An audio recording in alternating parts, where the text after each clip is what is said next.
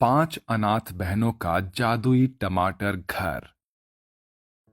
मालिक, कुल मिला के बारिश का पानी लगने से आधा टोकरी टमाटर सड़ा गला निकला है। ये सुनकर टमाटर के खेत का कंजूस सेठ मक्खन चंद गुस्से से बड़बड़ाने लगता है।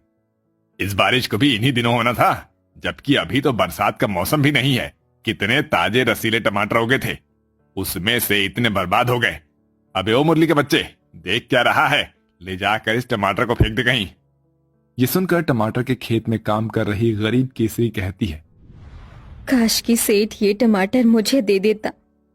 फिर शाम को जब मजदूर दिहाड़ी लेकर खेत से चले जाते हैं तो केसरी कचरे में फेंके उन सड़े गले टमाटर को फटी साड़ी के तले छिपाकर घर जाने लगती है। उसकी आंखों से आंसू झलक जाते हैं। किसी ने देखा तो नहीं? क्या भगवान, एक पेट के लिए गरीब को क्या कुछ नहीं करना पड़ता। थोड़ी देर में वो घर पहुंच जाती है, जहां टूटी फूटी झोपड़ी में उसकी 5 गरीब बेटी पूजा, जूही, रिंकू, धानी और सबसे छोटी डब्बू भूखी प्यासी बैठी थी। माँ, भूख लगी है, जल्दी से खाना बना दो। हाँ, बस अभी बनाती हूँ बिटिया। उन 5 का इस दुनिया में उसकी माँ के सिवा और कोई नहीं था। सहारे के नाम पर एक टूटी फूटी झोपड़ी में वो सभी गुजारा कर रहे थे। जहां एक तरफ 5 बहनें अपनी अपनी थाली लिए खाना बनने का इंतजार करती है, तो वहीं केसरी उन्हें जैसे तैसे चटनी रोटी परोसती है और वो खुश हो जाते हैं। अरे वाह माँ, आज आपने हमारी मनपसंद टमाटर की चटनी बनाई है। मैं तो पूरी 2 रोटी खाऊंगी और मैं पूरे 3 खाऊंगी। तभी डबडबाई आंखों से केसरी ने उन 5 को देखकर रोते हुए कहा, खा लो मेरी बच्चियों, पता नहीं कल मैं तुम सबको खाना बनाकर दे भी पाऊं या नहीं। ये सुनते ही सबसे बड़ी धानी ने कहा, माँ, तुम ऐसा क्यों बोलती हो? मेरा दिल बैठा जा रहा है। क्या तुम्हें कुछ हो गया है? तुझे कैसे बताऊं धानी कि तेरी माँ कैंसर की बीमारी से मर रही है। उस रात के बाद केसरी का कभी सवेरा नहीं हुआ। एक ही पलछिन में 5 गरीब बहनें अनाथ हो गई और 2 दिन गुजर गए। धानी दीदी, 2 दिन से हम सबने कुछ नहीं खाया, घर में भी कुछ भी नहीं खाने को। अब हम अनाथ बहनों को अपने पेट के लिए खुद ही कमाना पड़ेगा रिंकू।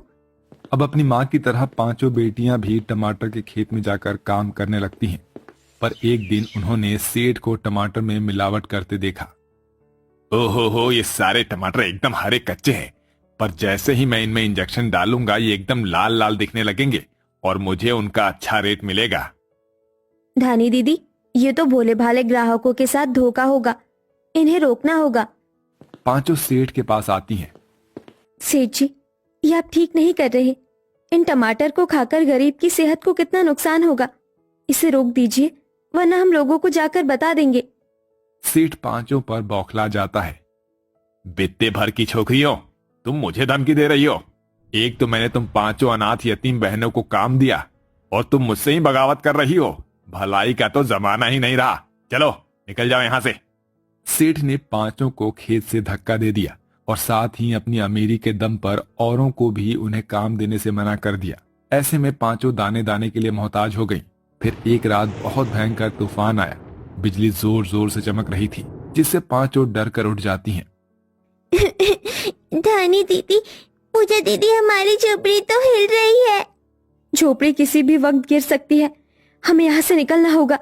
5 जैसे ही झोपड़ी से निकलती है, वो झोपड़ी तूफान से टूट जाती है और ताबड़तोड़ बारिश आ जाती है। वो सब भीगती रहती हैं, पर किसी ने भी उन अनाथ बहनों को अपने घर में सहारा नहीं दिया। वो भीगती भीगती जंगल की तरफ आ गई। जैसे तैसे रात गुजरती है, पर सवेरा होते ही 5 को भूख सताने लगती है। उन्होंने कई दिन से कुछ भी नहीं खाया था। वहां पास में एक नदी और दूसरी ओर कचरे का एक बड़ा ढेर था। दीदी, मुझे भूख लगी है, क्या खाऊं? जूही, भूख तो हमें भी लगी है डब्बू, पर हमारे पास कुछ नहीं है। तभी नन्ही सी डब्बू ने कचरे के बीच एक हरा भरा पौधा देखा, जिसमें एक बड़ा सा लाल टमाटर उगा था। डब्बू टमाटर तोड़कर ले आई। देखो दीदी, मुझको क्या मिला? टमाटर। चलो इसी में बांटकर खा लेते हैं, थोड़ी तो भूख मिट ही जाएगी। ला डब्बू, मैं इसे काटती हूँ। पूजा ने जैसे ही टमाटर को काटना चाहा, टमाटर रो पड़ा। ओहो, रुक जाओ, मेरा खून मत बहाओ, छोड़ दो मुझे। जादुई टमाटर को बोलता देखकर पांचों चौंक जाती है। अरे बाप रे, ये टमाटर तो इंसानी भाषा बोलता है।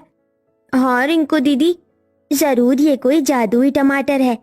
पर मुझे भूख लगी है, मैं ये टमाटर काट कर खाना चाहती हूँ। तब जादुई टमाटर ने डब्बू को लालच दिया, और अगर मैं तुम्हें अच्छा अच्छा खाना दूं, जैसे पुलाव, पालक पनीर, खीर पूरी और फिर 56 भोग, तो क्या तुम मुझे छोड़ दोगी? पांचों की जीभ लालच से लपलपाने लगी। तभी जादुई टमाटर में से चमक हुई और देखते ही देखते 56 भोग से भरी थाली प्रकट हो जाती है। ये तो कितना सारा खाना है, आओ बहनों खाते हैं।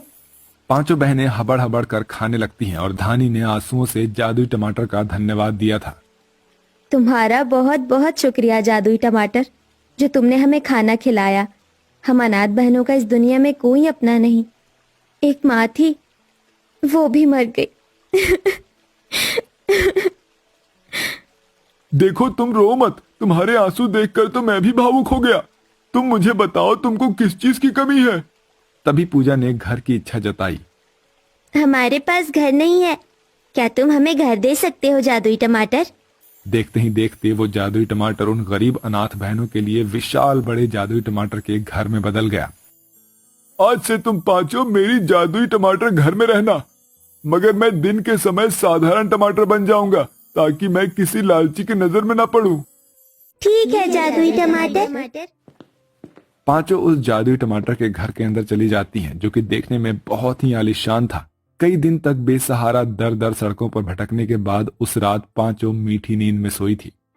दीदी उठो, धानी दीदी, पूजा दीदी, रिंकू दीदी, जूही दीदी उठो, दिन चढ़ने को है। जैसे ही पांचों बहनें सुबह बाहर आई, टमाटर घर नॉर्मल टमाटर में बदल गया। और तभी धानी ने चिंता जताई। हमारे पास रहने के लिए जादुई टमाटर घर है तो, मगर हमको खाना खुद से जुटाना होगा। मगर दीदी, उसकी क्या जरूरत है, हम खाना जादुई टमाटर घर से मांग लेंगे। नहीं जूही, भले हम अनाथ हैं, मगर भगवान ने हम पांचों को सही सलामत हाथ पैर दिए हैं। हम खुद से कमा कर खाएंगे, माँ की तरह। पर दीदी, हम करेंगे क्या? उन अनाथ बहनों की खुददारी देखकर जादुई टमाटर बहुत खुश हुआ और देखते ही देखते उसने जादू से लाल रसीले टमाटर की 5 भरी टोकरी निकाली। ये लो, मैं तुम्हें काम देता हूँ, तुम पांचों इन टमाटर को ले जाकर बाजार में बेच दो। पांचों बहनें टमाटर लेकर बेचने के लिए निकल जाती है और लुभावनी आवाज लगा लगा कर लोगों को बुलाने लगती हैं।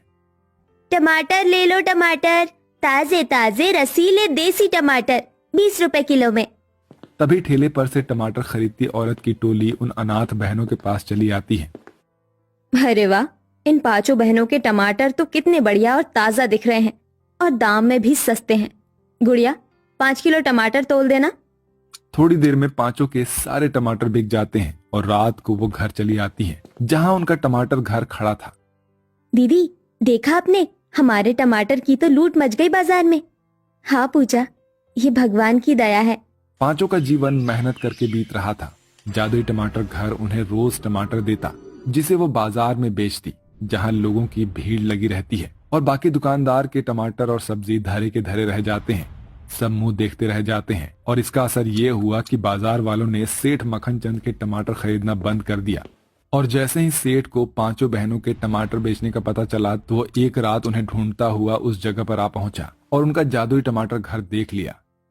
अच्छा, तो इस जादुई टमाटर के घर के दम पर बन रही है ये अनाथ बहनें। अभी बताता हूं इन्हें जाकर। सेठ उनके टमाटर के घर में घुस आया और उन्हें धमकाने लगा। सेठ जी, आप यहाँ? हाँ मैं, कान खोल कर सुन लो पांचों। अगर कल से तुम बहनें मुझे बाजार में टमाटर बेचती हुई नजर आई, तो देख लेना तुम पांचों बचोगी नहीं, और ना ही तुम्हारा ये टमाटर का घर। पांचों चिंता में आ गई कि अब क्या किया जाए। सबकी आंखों से आंसू छलक आए थे।